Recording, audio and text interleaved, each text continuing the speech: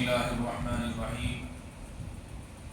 اسلامی تاریخ 19 شعبان المعظم، حضرت معاذ بن جبل رضی اللہ تعالی عنہ حضرت معاذ بن جبل رضی اللہ تعالی عنہ نے جوانی میں حضرت مصعب بن عمیر رضی اللہ تعالی عنہ کے ہاتھ پر اسلام قبول کیا۔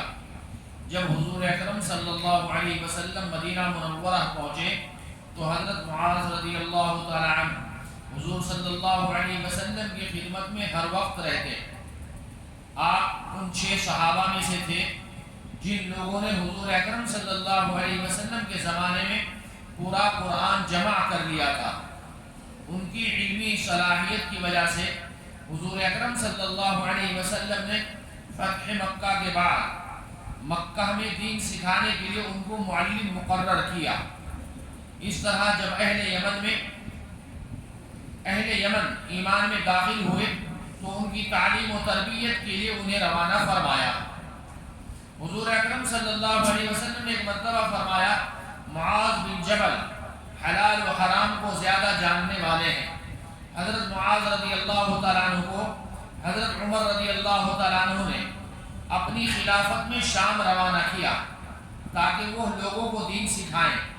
جب موت کا وقت قریب ہوا، آپ قبلہ رخ ہو گئے، پھر آسمان کی طرف دیکھا اور فرمایا، اے اللہ تجھے معلوم ہے کہ میں درخت لگانے اور نہریں کھودنے کے لیے دنیا میں لمبی عمر نہیں چاہتا تھا، بلکہ روزے کی پیاس کی سختی برداشت کرنے، مصیبت جھیلنے اور علماء کے ساتھ حلقہ ذکر میں مذاکرہ کرنے کے لیے چاہتا تھا۔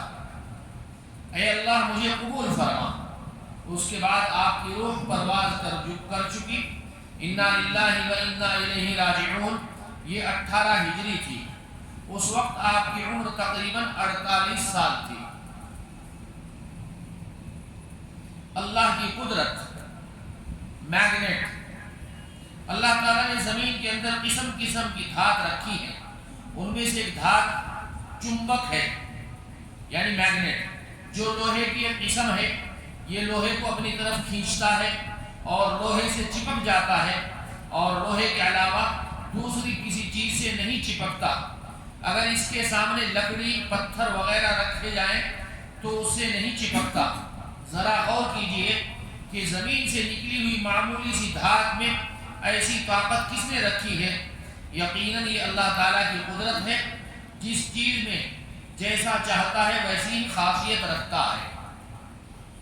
ایک فرض کے بارے میں، جانوروں پر زکوٰۃ، رسول اللہ صلی اللہ علیہ وسلم نے قسم کھا کر فرمایا، جس کے پاس اونٹ، گائے یا بکرا ہو اور وہ اس کا حق ادا نہ کرتا ہو تو قیامت کے دن ان جانوروں میں سے سب سے بڑے اور موٹے کو لایا جائے گا، جو اپنے پاؤں سے اس کو روندے گا اور سینگ مارے گا۔ جب جب بھی آخری جانور گزرے گا تو پہلے جانور کو لایا جائے گا۔ یہ سلسلہ اس وقت تک چلتا رہے گا جب تک کہ لوگوں کا حساب نہ ہو جائے۔ جس طرح سونے چاندی اور دوسری چیزوں میں زکوٰۃ فرض ہے، اسی طرح جانوروں میں بھی زکوٰۃ فرض ہے، جبکہ نصاب کے بقدر ہو۔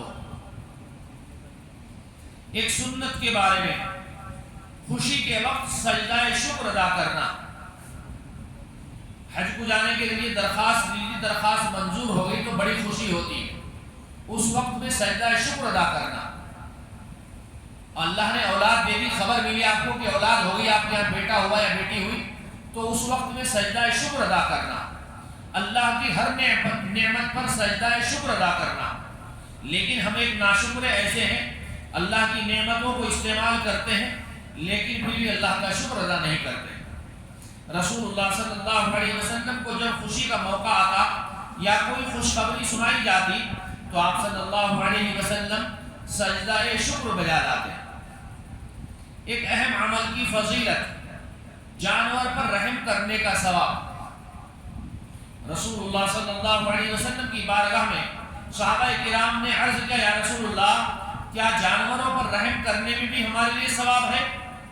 آپ صلی اللہ علیہ وسلم نے فرمایا، ہر جاندار جگر رکھنے والے حیوان پر رحم کرنے میں ثواب ہے، ناحق میں اس کو مارتے رہتے ہیں، کتا ہو، بلی ہو، گائے ہو، بھینس ہو، نہیں مارنا چاہیے۔ ایک گناہ کے بارے میں حج نہ کرنے پر وعید، وارننگ، رسول اللہ صلی اللہ علیہ وسلم نے فرمایا جس کے پاس سواری اور توشے کا انتظام ہو، یعنی پاکٹ میں اتنے پیسے ہو، حج بیت اللہ کو جا سکتا ہو، جس سے وہ بآسانی بیت اللہ شریف پہنچ سکتا ہو، پھر بھی حج نہ کرے تو کوئی فرق نہیں ہے کہ وہ یہودی ہو کر مرے یا نصرانی ہو کر مرے۔ دنیا کے بارے میں، دنیا کی زیب و زینت، رسول اللہ صلی اللہ علیہ وسلم نے فرمایا مجھے تم لوگوں کے بارے میں جس چیز کا سب سے زیادہ ڈر ہے وہ دنیا کا بناؤ سنگار ہے جو تم پر کھول دیا جائے گا۔ آخرت کے بارے میں نیک بندوں کی نعمتوں کا بیان، قرآن میں اللہ تعالیٰ فرماتے ہیں پرہیزگار لوگ باغوں اور عیش و راحت میں ہوں گے، ان کو جو چیزیں عیش و آرام کی ان کے رب نے عطا کی ہوگی اس کو کھا رہے ہوں گے، اور ان کا رب ان کو دوزخ کے عذاب سے محفوظ رکھے گا، اور کہا جائے گا تم خوب مزے کے ساتھ کھاؤ پیو، یہ تمہارے نیک اعمال کا بدلہ ہے جو تم دنیا میں کیا کرتے تھے۔ اور وہ لوگ برابر بچھے ہوئے تختوں پر تکیے لگائے ہوئے ہوں گے، اور ہم بڑی بڑی آنکھوں والی حوروں سے ان کا نکاح کر دیں گے۔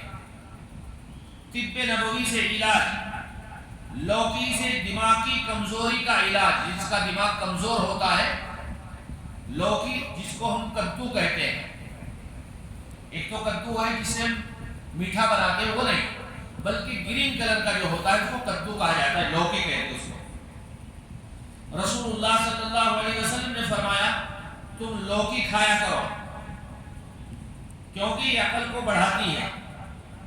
ہمارے بعد کی جنریشن جو ہے لوکی نہیں کھائے گی، پاستا کھائے گی، پیزا کھائے گی، برگر کھائے گی، گڑبڑ کھائے گی، پتہ نہیں کیا کھائے گی، لیکن کدو حلق سے نہیں اترتا۔ اللہ کے نبی علیہ السلام کو کدو بڑا پسند تھا۔ کدو کھانے سے کیا ہوگا؟ عقل بڑھتی ہے، دماغ جس کا کمزور ہے دماغ چالاک ہوگا، تیز ہوگا، اور دماغ کو طاقت دیتی ہے، اللہ کے نبی نے فرمایا۔ اللہ ہم سب کو عمل کی توفیق عطا فرمائے۔